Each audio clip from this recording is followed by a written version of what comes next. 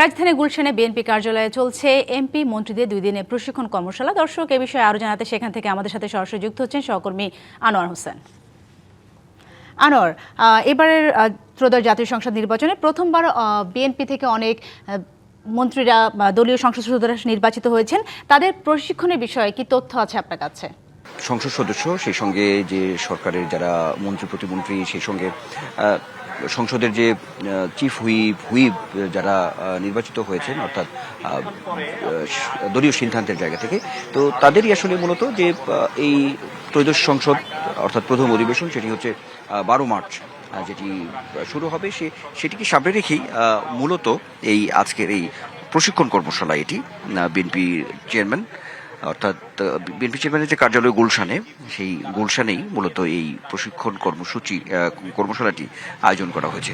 যেটি আপনি খবরই বলছিলেন, সেটি সকালেই উদ্বোধন করেছেন দলের চেয়ারম্যান ও প্রধানমন্ত্রী তারেক রহমান।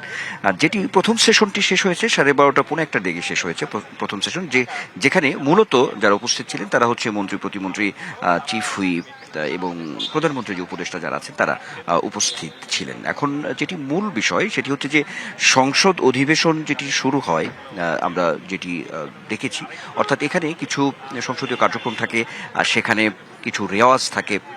এবার নগদে পাচ্ছেন হেলিকপ্টার অফার, তাই কেনাকাটার পেমেন্ট নগদে করুন আর বুঝে নিন 2000 টাকারও বেশি ক্যাশব্যাক সহ হেলিকপ্টার রাইড। পেমেন্ট শুরু করুন আজই।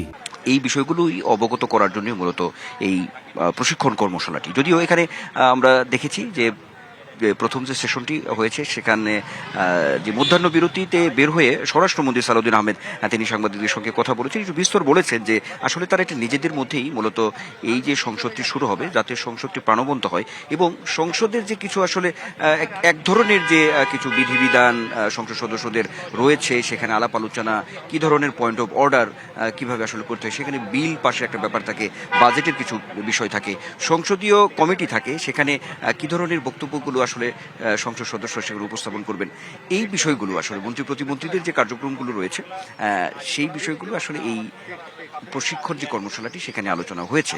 এবং এখানে প্রশিক্ষক হিসেবে যারা আছেন এমনটাও তিনি জানিয়েছেন যে এখানে আমলা, অর্থাৎ একটু দক্ষ আমলা, সাবেক সংসদ সদস্য যারা আছেন, অ্যাকাডেমিশিয়ান যারা আছেন, তারাই কিন্তু এখানে প্রশিক্ষক হিসেবে আলোচনা করেছেন। এই হচ্ছে মূল বিষয়টি। আর দ্বিতীয় যে সেশন বেলা 2:30টায় শুরু হবে, সেখানেই মূলত সংসদ সদস্য যারা আছেন তাদেরকে নিয়েই মূলত এই প্রশিক্ষণ কর্মশালাটি শুরু হবে। 2:30টায় শুরু হবে, বিকেল 4:30 5টা পর্যন্ত এই সেশন প্রশিক্ষণ কর্মসূচিটি চলবে এবং সেই হিসেবে আগামীকালও কিন্তু 2টি সেশন রয়েছে, অর্থাৎ এই 2 দিনের যে প্রশিক্ষণ কর্মশালাটি বিএনপির পক্ষ থেকে সংসদ সদস্যদের, সেটি কিন্তু আগামীকালই আসলে সমাপনী হচ্ছে। সাথী, অসংখ্য ধন্যবাদ আনোয়ার আপনাকে।